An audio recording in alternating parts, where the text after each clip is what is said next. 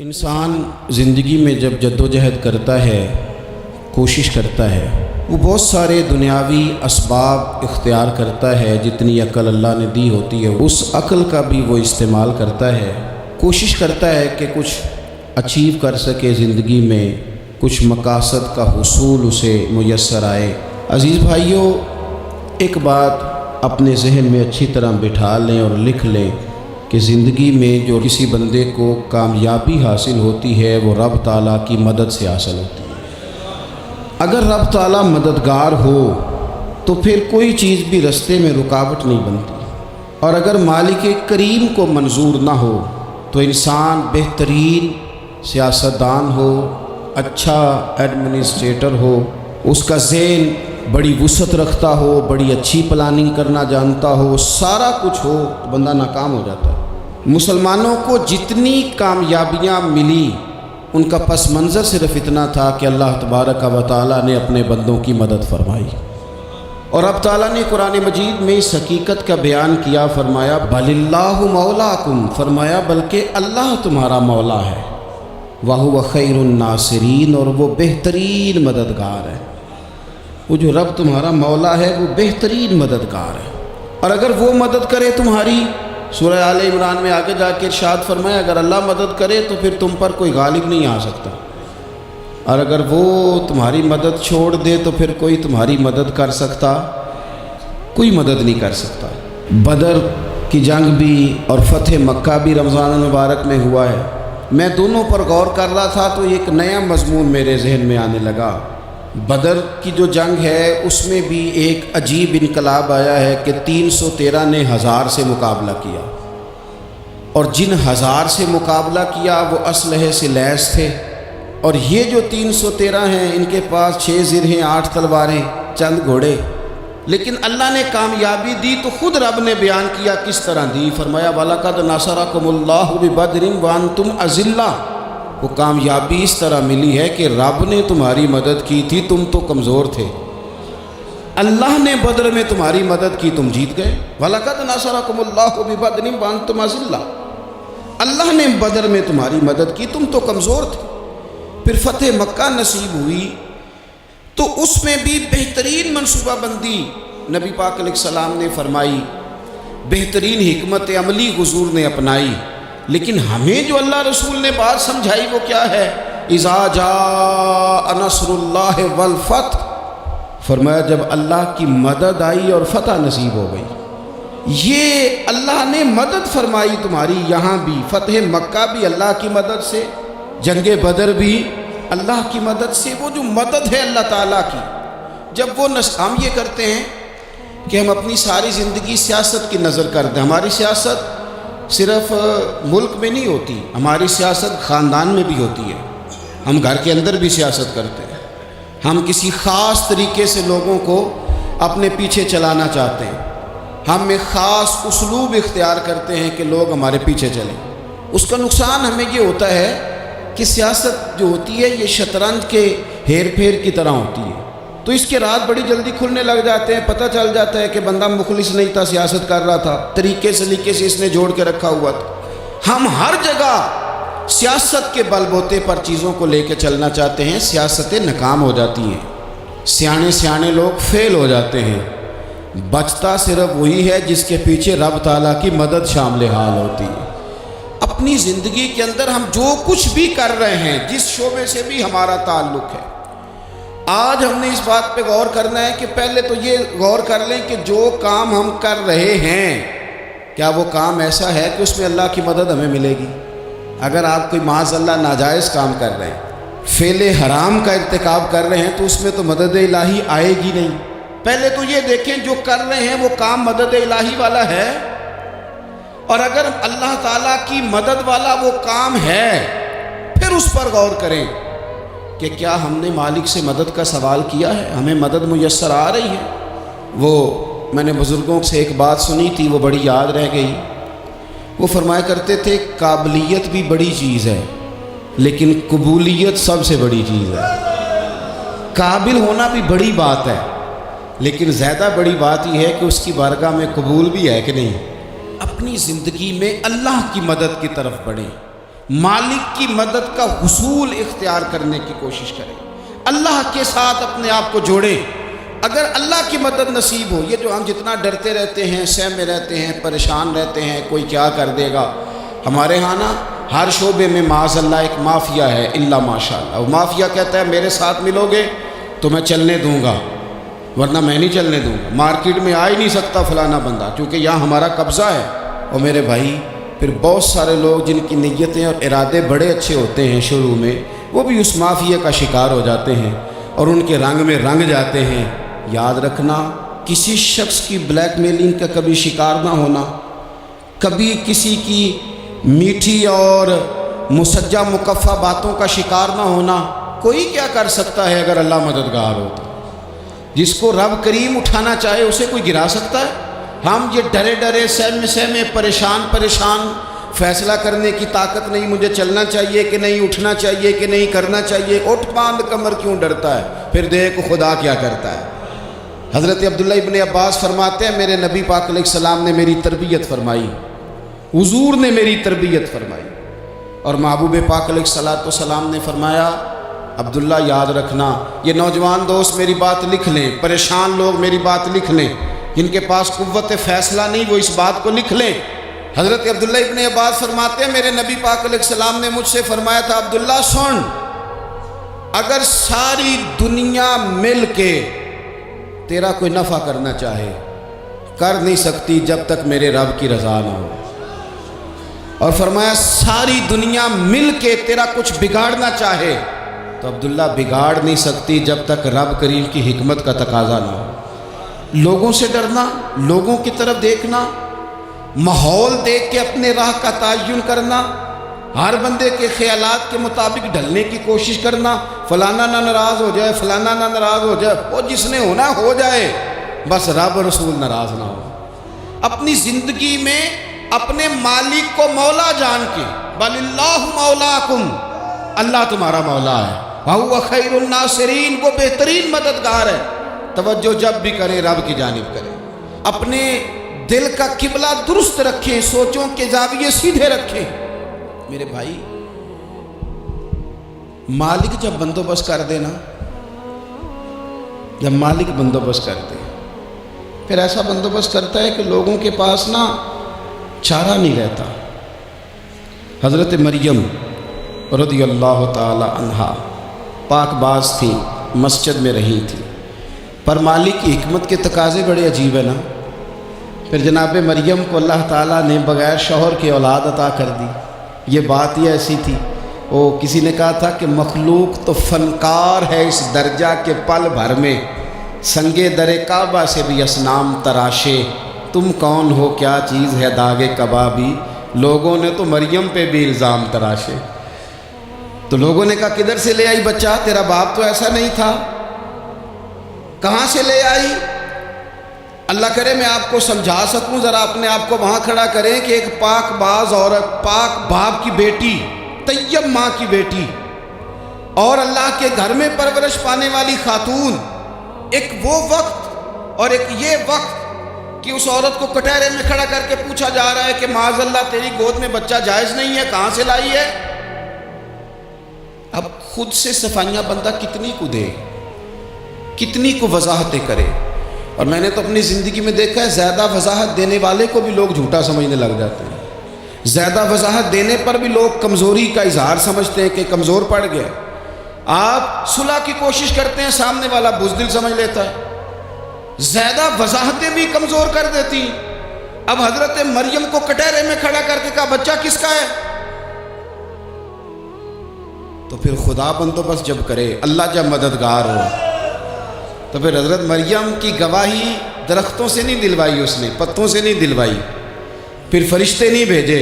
حضرت مریم کہنے لگی مجھ سے نہ پوچھو، وہ جو پنگوڑے میں ہے اسی سے پوچھ لو، ان سے پوچھو نا وہ کون ہے، پوچھ لو ان سے، کر لو سوال۔ انہوں نے کہا پنگوڑے میں چند دنوں کا بچہ، یہ جواب دے گا؟ مددگار تھا رب، ان کی برات کا اعلان کرنا تھا مالک نے، اور جب مالک اعلان کر دے، جب مالک تیری صفائی دینا چاہے، جب مالک تجھے دنیا کے سامنے نکھارنا چاہے، تو पंघूड़े में लेटे हजरत ईसा बोल के कहने लगे इन्नी अब्दुल्लाह आतानी अल किताबा, फरमाया मैं अल्लाह का बंदा हूँ, रब ने मुझे किताब अता करके नबी बना के दुनिया में भेजा है। मैं अल्लाह का बंदा हूँ, किताब लेके आया हूँ, नबी बन के आया। फिर पंघूड़े से ऐलान हो गया, फिर बच्चा बोल पड़ा। और ये एक दफ़ा नहीं बात हुई, ये बनी इसराइल में एक जुरैज नाम के शख्स भी थे जो नमाज पढ़ रहे थे। बाज़ ने लिखा है नफल नमाज थी, अम्मा ने पुकारा तो आए नहीं, तो माँ के मुंह से निकल गया तो इतनी देर तक मरेगा नहीं जब तक किसी बेहया औरत का मुंह न देख ले। तो वो इबादत गुजार थे, लेकिन लोगों ने उनकी इबादत, रियाजत, परहेजगारी को नहीं देखा।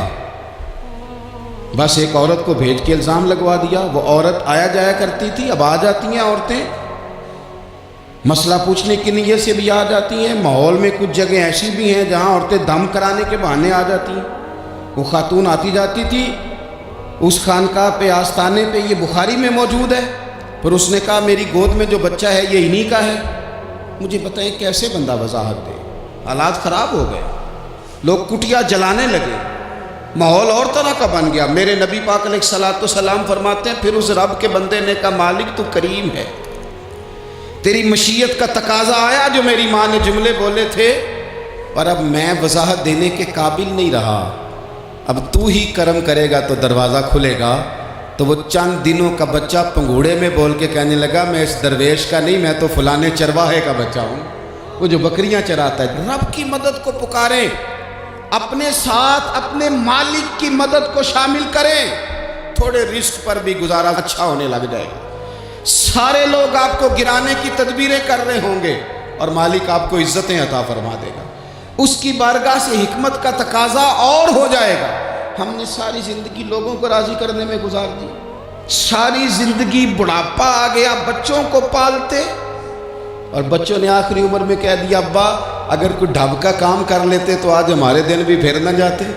सारी ज़िंदगी गुजार दी बहन भाइयों को राज़ी करने में, सारी ज़िंदगी गुजार दी जिम्मेदारियां उठाने में। उनको 99 दफ़ा दिया, एक दफ़ा नहीं दिया तो उन्होंने कह दिया तूने तो कभी दिया ही नहीं, तू था ही नहीं। सारी ज़िंदगी मोहल्लेदारों, इलाके वालों को राज़ी करने में गुजार दी।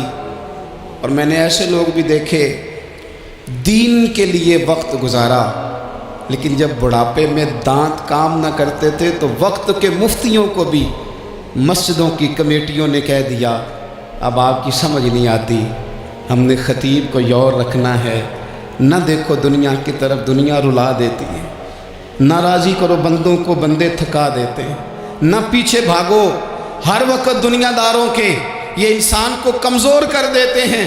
वो तो करीम ही बड़ा है, 2 आंसू ज़मीन पर बाद में गिरते हैं, बंदे के गुनाह सारे पहले माफ़ फरमा देता।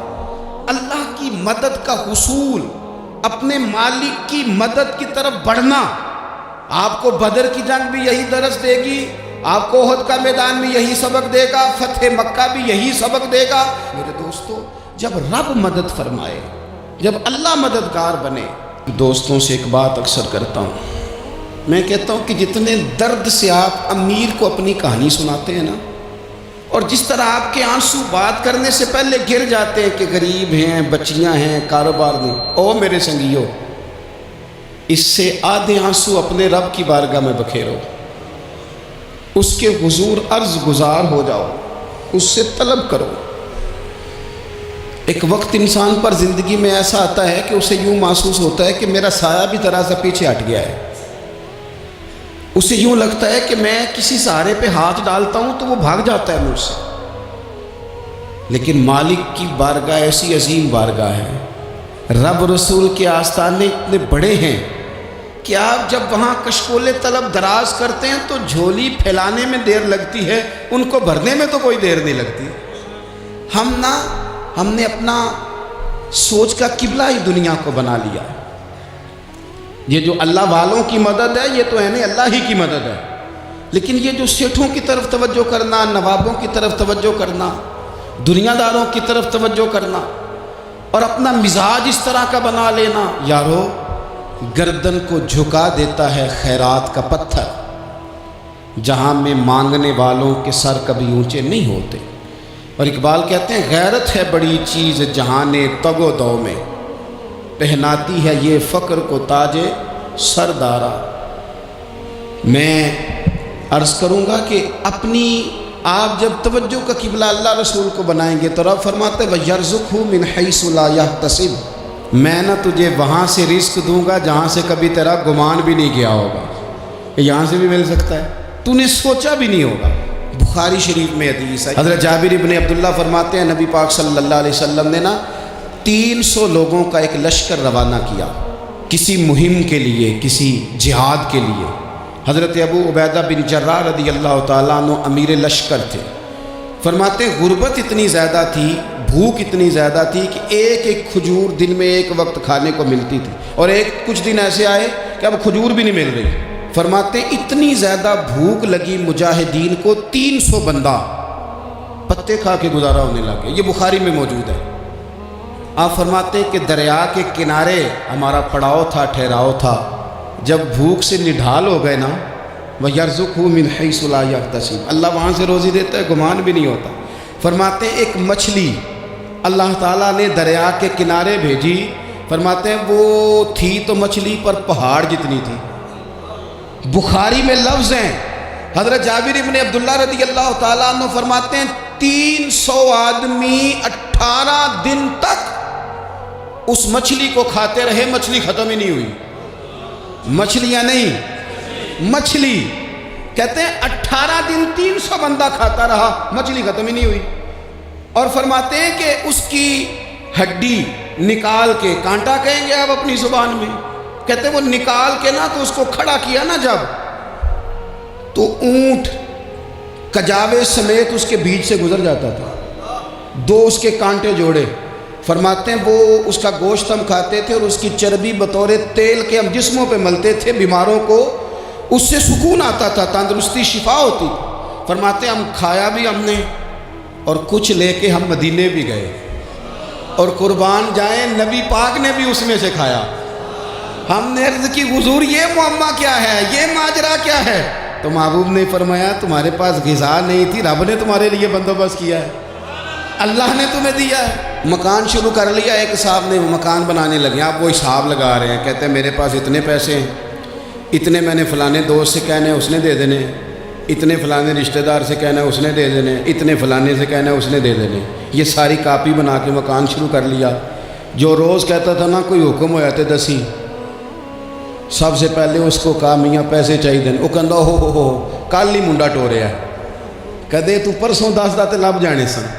میں آپ کو اپنے تجربے کی بات بتا رہا ہوں۔ جن لوگوں کا خیال ہوتا ہے کہ آپ سٹارٹ کریں فلانا کام، ہم آپ کے ساتھ ہیں، اللہ کا ہی کوئی نظام ہے، وہ بالکل بھی نہیں ساتھ ہوتے۔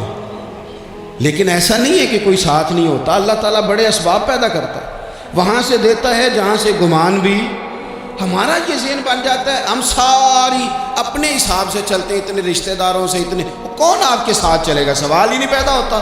یہ سارے کام چھوڑ کے سب سے پہلے 2 رکعتیں پڑھو، اپنے رب کی بارگاہ میں، رسول کائنات کی بارگاہ میں گزارشات اور استغاثے پیش کرو، وہاں سے خیر طلب کرو۔ دنیا دار کیا دیں گے، کیا دے سکتے ہیں، کیا حیثیت ہوتی ہے کسی؟ اللہ کہتا ہے وہاں سے دوں گا، تو جو اللہ مال دے وہ لینا چاہیے کہ رشتہ داروں کا مال دیکھنا چاہیے؟ جو اللہ دے وہ لینا چاہیے کہ سیٹھوں نوابوں کی جیبیں دیکھنی چاہیے؟ جو اللہ دے وہ قبول کرنا چاہیے یا دیکھنا چاہیے کون سا آدمی کہاں پہنچ گیا؟ چھوڑو، اپنی مٹی پہ چلنے کا سلیقہ سیکھو۔ کسی کے سنگ مرمر پہ چلو گے تو پھسل جاؤ گے، پھسل جاؤ۔ اس پر ایک اور بات عرض کر دوں، صحیح بخاری سے، مسلم سے ایک اور بات۔ کچھ چیزیں ایسی ہیں جن سے اللہ کی مدد آتی ہے، مدد ملتی ہے۔ ایک چیز ان میں سے ایسی ہے جس سے بہت مدد نازل ہوتی ہے، وہ ہے کہ جب رب آپ کو دے تو پھر آپ بھی اس کے رستے میں دیں، پھر مدد آتی ہے، پھر اور آتا ہے۔ بخاری مسلم میں حدیث ہے، یہ زیادہ ہی توجہ طلب عمر ہے، اس پر آپ غور کریں گے۔ حضرت ابو ہریرہ فرماتے ہیں کہ نبی پاک علیہ السلام نے فرمایا ایک شخص نے بادلوں کے اندر سے آواز سنی کہ فلاں آدمی کا کھیت اور باغ خشک ہو گیا ہے، وہاں برسو اور اس کے کھیت کو سیراب کرو۔ وہ بڑا حیران ہوا کہ بادل سے آواز آ رہی ہے۔ پھر اس نے دیکھا کہ ایک پہاڑی پر بارش ہوئی، وہ بادل وہاں برسا، پھر نالیوں سے ہوتا ہوا پانی ایک طرف چلا تو جس نے آواز سنی تھی حضور بیان کر رہے ہیں، وہ بھی پیچھے پیچھے چلا کہ پانی کدھر جا رہا ہے۔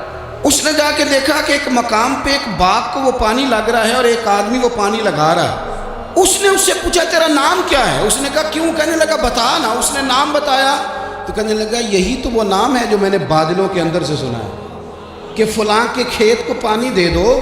اس نے کہا یار تو کیا عمل کرتا ہے کہ اسپیشل تیرے لیے بارش برسے؟ یہ بخاری پڑھ رہا ہوں، سیاستہ سے حدیث عرض کر رہا ہوں۔ اس سے پوچھا تو کیا کام کرتا ہے کہ جناب اللہ تبارک و تعالیٰ کا حکم کرم آیا کہ خاص تیرے لیے پانی برسے اور تیرے کھیت کو سیراب کرے؟ تو اس نے کہا چھوٹا ذمہ دار ہوں، پر جب فصل اگتی ہے تو 3 حصے کرتا ہوں۔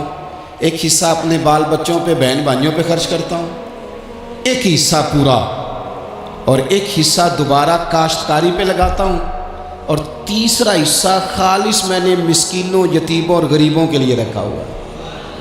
وہ جو تیسرا حصہ اللہ کرے آپ سمجھے، وہ رب کے بندوں پہ تیسرا حصہ خرچ کرتا ہے نا، تو کریم مالک نے فرمایا جہاں سے غریب کا حصہ جاتا ہے وہ کھیت خشک نہیں رہنا چاہیے، وہ جہاں سے مسکین روٹی کھاتے ہیں وہ خشک نہ رہے، جہاں سے یتیموں کو کچھ آتا ہے کہیں اس کی فصل رہ نہ جائے۔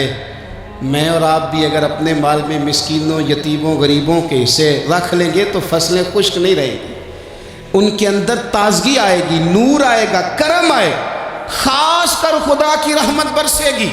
مدد اللہ سے چاہیں، اپنی توجہات کا مرکز رب رسول کی ذات کو بنائیں، پھر آپ محسوس کریں گے کہ بڑی جلدی اللہ تعالیٰ کی مدد آنے لگی ہے۔ کبھی آپ صرف کہہ دیں نا میرا رب میرے ساتھ ہے، اس لفظ میں اتنی طاقت ہے کہ دشمن ویسے زیر ہو جاتا ہے۔ زندگی میں کسی سے بھی لڑائی ہو، اچھی طرح سوچ لیں کہ اللہ اس طرف ہے یا اس طرف ہے۔ اگر آپ زیادتی پہ ہیں تو پھر رب مظلوم کی جانب ہے۔ اگر اللہ کی مدد آپ کے ساتھ ہے تو دنیا کی کوئی طاقت آپ کو گرا نہیں سکتی، اور اگر آپ مظلوم کے مقابلے میں ظالم بن کے آپ کھڑے ہو گئے ہیں اور آپ نے رویہ وہ اختیار کیا ہے کہ جس میں مدد نہیں آئے گی، تو پھر یاد رکھ لیں کہ آپ کوئی بھی ہیں، کہاں بھی ہیں، آپ کمزور ہیں۔ طاقتور تھے ابتدائے اسلام میں، ظاہری طاقت تھی کفار مکہ کے پاس، وہ ڈنڈوں سے مارتے تھے غریبوں کو، ان کے ہاتھوں میں ڈنڈے تھے، پر خدائی طاقت ان مظلوموں کے ساتھ تھی۔ صاحب زرقانی نے لکھا ہے حضرت زنیرہ رضی اللہ تعالیٰ عنہ ایک لونڈی ہیں، غریب ہیں، ماڑے دا کی کام محمد نس جانا یا رونا، غریب سادی بی بی اور لونڈی کنیزہ، ایک مشرک کی کنیزہ تھی، انہوں نے کلمہ پڑھ لیا، وہ ڈنڈوں سے مارتا، دروں سے مارتا، تکلیف دیتا۔ حضرت زنیرہ رضی اللہ تعالیٰ عنہ کو اتنا مارا، اتنا مارا۔ اب آپ ایک اور پہلو پر بھی غور کریں، مار بھی پڑ رہی ہے پر خدا ادھر ہی ہے، اللہ کی مدد ادھر ہی ہے۔ رب کہتا ہے کہ پہلے تو صبر کرنا، ان اللہ مع الصابرین، تو صبر کرے گا تو پھر رب کی معیت ملے گی، ذرا ٹھہرنا، تو تھوڑا ڈٹنا۔ ان الذین قالوا ربنا اللہ ثم استقاموا تتنزل علیہم الملائکہ، تو کہے اللہ میرا رب ہے، پھر تو پہلے ڈٹ، پہلے تو نے ڈٹنا ہے۔ ثم استقاموا، جو ڈٹ گیا، تتنزل علیہم الملائکہ، ڈٹنے والے کے لیے مدد آتی، پہلے تھوڑا ٹھہرنا پڑتا ہے، پہلے تھوڑا صبر کرنا پڑتا ہے، حوصلہ کرنا پڑتا، اس کے بعد مدد آتی۔ مار پڑ رہی ہے، مارا جا رہا ہے حضرت زنیرہ کو، ان کا مالک جو ہے ظاہری آقا وہ مار رہا ہے، یہ کنیزہ ہے، ماں اتنا مارا، اتنا مارا، ان کی بینائی چلی گئی، نظر آنا بند ہو گیا۔ ابو جہل آیا اور کہنے لگا زنیرہ دیکھا نا ہمارے بت تیری آنکھیں لے گئے، معاذ اللہ، لات و منات ہمارے بتوں نے تجھے اندھا کر دیا۔ اب ایسا نہیں ہے کہ بی بی روتی جا رہی ہے، روتی جا رہی ہے، مایوسی مایوسی، معاذ اللہ، پریشانی، غریبی بڑی ہے، پوچھنے والا کوئی نہیں، یہ باتیں نہیں۔ کیا جملے ہیں خاتون کے، کیا لفظ ہیں۔ ابو جہل نے تنزیہ کہا، معاذ اللہ، کہنے لگا دیکھا نا ہمارے بتوں نے تجھے اندھا کر دیا۔ تو جناب زنیرہ آنکھوں کی بینائی گئی ہے، رات کو گئی ہے، دکھ ابھی تازہ ہے، لیکن اللہ پہ جو توکل ہے، اپنے مالک سے جو رشتہ ہے، وہ اتنا مضبوط ہے، اتنا طاقتور ہے، اس میں اتنی گہرائی ہے کہ حضرت زنیرہ بول کے نا اتنی قوت سے بولی، اتنی طاقت سے بولی کہ پورے کفر پر لرزہ طاری ہو گیا۔ فرمانے لگی تمہارے بتوں کی کیا اوقات ہے کہ میری بینائی لے جائیں؟ یہ میری رب کی حکمت کا تقاضا ہے۔ جب تک اس نے چاہا زنیرہ دیکھتی رہی، اور جب اس نے چاہا زنیرہ کی آنکھوں کی بینائی چلی گئی، اور اگر وہ چاہے گا نا تو بینائی واپس بھی کر دے گا۔ اگر ہو ذوق یقین پیدا تو کٹ جاتی ہیں زنجیریں، اگر وہ چاہے گا تو بینائی آ بھی جائے گی۔ حضرت زنیرہ نے رات کو یہ لفظ کہے، ابو جہل اور سارے کفار ڈر کے سن کے چلے گئے۔ آپ اطمینان سے آ کے بستر پہ سوئی، جب سویرے اٹھی تو اللہ نے آنکھوں کی روشنی واپس کر دی تھی۔ آنکھوں کی اب چھڑی پکڑی ہے، بازاروں میں گھومتی ہے، کہتی ہیں بلاؤ کدھر ہے تمہارے نعت و منات، دیکھو میرے رب نے روشنی واپس کر دی۔ آ کر میرے ساتھ ادھر آ، ستمگر ہنر آزمائیں، تو تیر آزما ہم جگر آزمائیں۔ بیمار لوگوں یاد رکھو، کہہ دیا ڈاکٹر نے کہ تو بڑا بیمار ہے، تو بڑا کمزور ہے، یہ ہو گیا وہ ہو گیا، تو ڈاکٹر اپنے علم کے مطابق بات کر رہا ہے۔ ہوگا تو وہ جو میرا رب چاہے گا۔ کمزور ہو جانا، پریشان ہو جانا، تکلیف میں آ جانا، پتہ نہیں بات ہو گئی ہے تو جانے کیا ہو جائے گا۔ اپنی زندگی کے اندر اپنے رب سے رشتہ مضبوط کریں، رسول کائنات سے رشتہ مضبوط کریں، اللہ والوں سے رشتہ مضبوط کریں۔ حضرت زنیرہ نے پیغام دیا کہ زندگی میں جو جینا چاہتے ہیں تو وہ رب کا نام لے کے جی سکتے ہیں، جو اپنی زندگی میں خوشیاں دیکھنا چاہتے ہیں تو رسول اللہ کے نام پر خوشیاں دیکھی جا سکتی ہیں۔ توکل کی بنیاد پر بندہ خوشیاں لے سکتا ہے، اور اگر انسان میں توکل نہیں ہے تو پھر وہ اس کالے جادو سے بھی ڈر رہا ہے، وہ نیلے سے بھی ڈر رہا ہے، وہ پیلے سے بھی ڈر رہا ہے، وہ فلانے سے بھی ڈر رہا ہے، وہ میرے خلاف فلانا رشتہ دار سازش کر رہا ہے تو ڈر رہا ہے، فلانا میرے بارے میں یہ کر رہا ہے تو ڈر رہا ہے، وہ پتہ نہیں دنیا ادھر ہو جائے گی تو کیا ہو جائے گا، اٹھ باندھ کمر کیوں ڈرتا ہے، پھر دیکھ خدا کیا کرتا ہے۔ تو اس ساری گفتگو کا نچوڑ آپ کو یہ عرض کیا ہے، سب سے پہلے تو یہ کہ میدانوں میں مدد بھی اللہ کی، رزق میں مدد بھی اللہ کی، فصلیں خشک ہوں تو مدد پھر بھی اللہ کرے، تو پھر ساری مدد، اور اگر انسان بیمار ہو تو پھر بھی مدد اللہ کی۔ تو اپنے اللہ کی جانب توجہ کو بڑھائیں، آپ اللہ سے مدد کے سوالی بنیں۔ ترمذی کی ایک حدیث ہے، میں آپ کو زندگی کا تجربہ بتاتا ہوں کہ جب میں بڑا پریشان ہوتا ہوں تو یہ والی روایت کھول لیتا ہوں، مزہ دیتی ہے۔ میرے نبی پاک علیہ السلام نے فرمایا اپنے دکھ سیٹھوں نوابوں کو نہ کہنا، مالداروں کا نہ کہنا، ورنہ اللہ تمہیں کبھی غنی نہیں کرے گا۔